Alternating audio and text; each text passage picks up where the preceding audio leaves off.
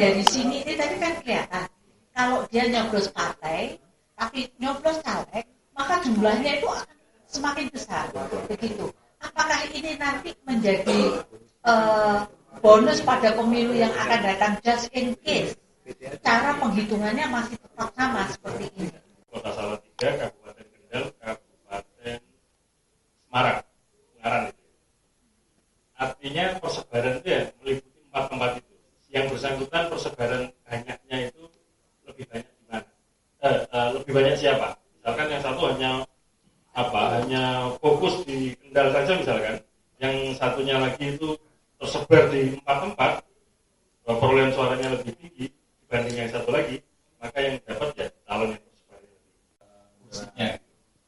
Nah, setelah kuis berjalan sampai kemudian mendekati jam 12 malam itu, sudah ada respon banyak dari follower. Ini tanda bahwa diapakan. Pertanyaan pertama, situs ini seberapa jauh bisa mengikat pemilih dengan peserta pemilu dalam konteks sistem proporsional terbuka. Caleg saya gimana nih nasibnya, dan itu aspirasi saya.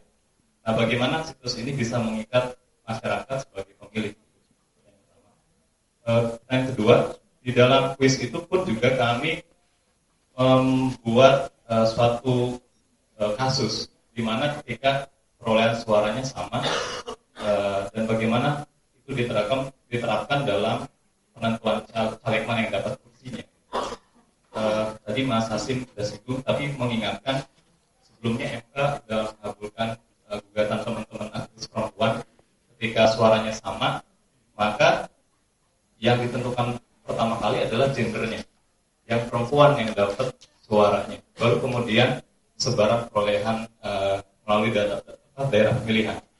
Nah, di situ menandakan bahwa ada harapan besar dari situs ini, bagaimana bisa sesuai di konteks sistem proporsional dan terbuka saja, gitu. Ya, gimana? Terima kasih.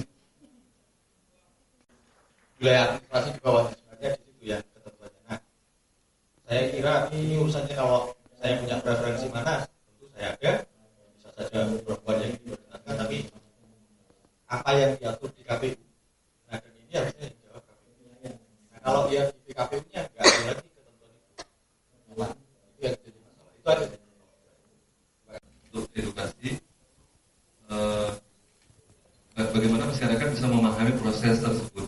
Jadi akan dipandu setiap langkahnya, mulai dari DPR RI, kemudian dari DPRD provinsi, dan apa saja ketentuan-ketentuan yang terkait di tiap tahap. Mungkin bisa dicoba di DPR RI.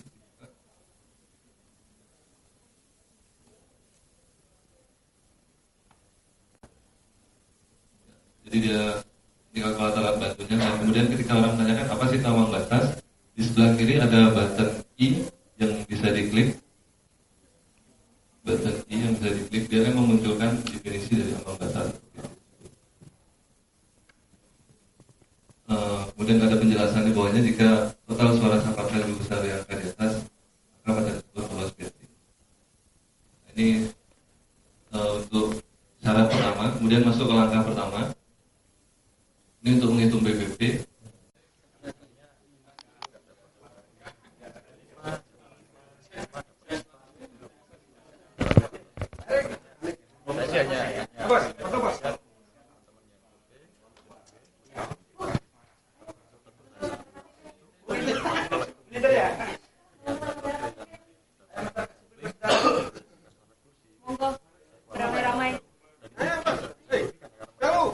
Siap.